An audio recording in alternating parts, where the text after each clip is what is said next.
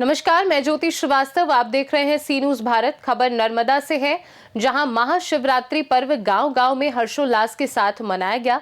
तिलकवाड़ा नगर के साथ नर्मदा जिले के शिवालयों में सुबह से लेकर देर रात तक ओम नमः शिवाय और बम बम भोले के जयकारों से शहर गूंज उठा।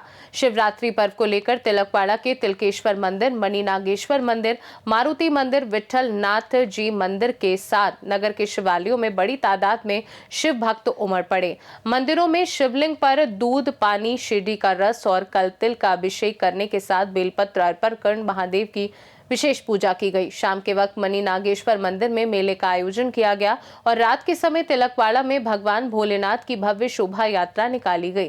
तिलकवाड़ा के सुप्रसिद्ध तिलकेश्वर महादेव मंदिर से ढोल नगाड़े और घोड़ा बग्घी के साथ शिव जी की भव्य शोभा यात्रा निकाली गई। ये शोभा यात्रा तिलकेश्वर महादेव मंदिर से निकलकर आजाद चौक, मेन बाजार, कुंभार वार्ड, राम जी मंदिर से वापस तिलकेश्वर मंदिर पहुंची। शोभा यात्रा में गांव के युवा, बच्चे, महिलाएं बड़ी संख्या में शामिल हुए। आज महाशिवरात्रिનું દિવ્ય પર્વ છે। અહીં તિલકવાડામાં બધા જ મંદિરોમાં તિલકેશ્વર મહાદેવ છે। અહીં પ્રાચીન હજારો વર્ષ જૂનું સ્કંદ પુરાણમાં ઉલ્લેખિત તીર્થ છે।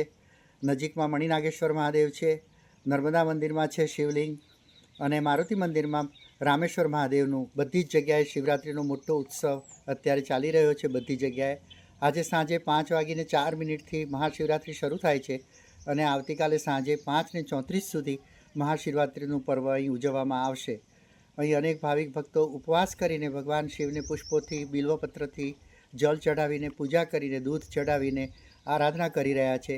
બધી જ જગ્યાએ ઓમ નમઃ શિવાયના મંત્ર જપ કરતા અનેક વ્યક્તિઓ જોવા મળે છે। આ મહાશિવરાત્રિના પર્વએ અહીં આગળ નર્મદા તટે નર્મદે હર કહેવામાં આવે છે, એટલે કે મા નર્મદાના નામની પાછળ વિશેષતઃ ભગવાન શિવની પુત્રી હોવાને લીધે હર શબ્દ લાગે છે। હર એટલે ભગવાન શિવ। તો એ ભગવાન શિવ આશુતોષ છે। નાની અમથી પ્રાર્થનામાં અને નાના અમથી પૂજામાં પ્રસન્ન થઈને વરદાન આપતા હોય છે।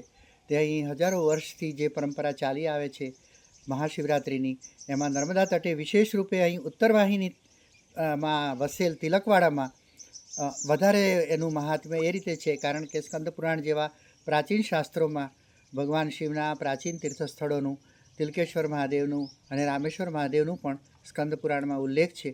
બધા જ ભાવિક ભક્તોને મહાશિવરાત્રિના અનેક આશીર્વાદ। ભગવાન શિવ સર્વનું મંગલ કરે। સમાપન હું એક સ્વામી વિવેકાનંદ ભગવાન શિવની સ્તુતિનો એક શ્લોક ગાતા હતા, એનાથી કરીશ।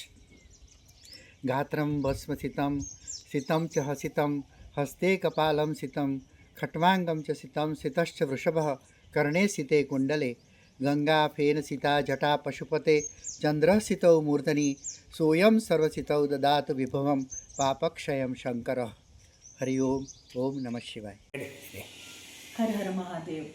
शिवरात्रि, शिव एटले ए जे आपणने पोतानी ओळख કરાવે। શાસ્ત્ર કહે છે કે શિવ વગર દરેકે દરેક જીવ એ સૌ સમાન છે।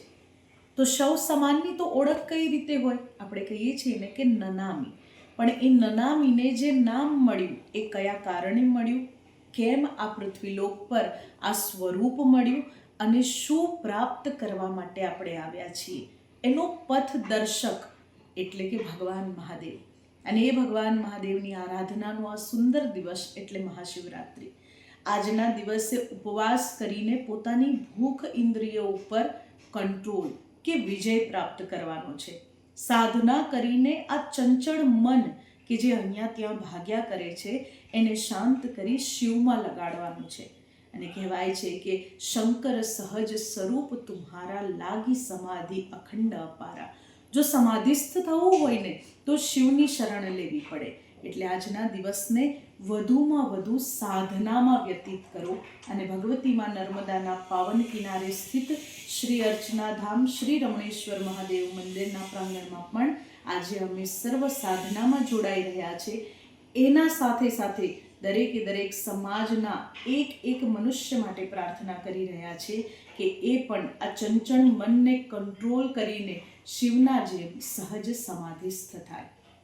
नर्मदा से सीनू संवाददाता वसीम मेमन की रिपोर्ट। इस खास रिपोर्ट में फिलहाल के लिए इतना ही। देश दुनिया की बाकी खबरों को जानने के लिए आप देखते रहिए सी न्यूज़ भारत।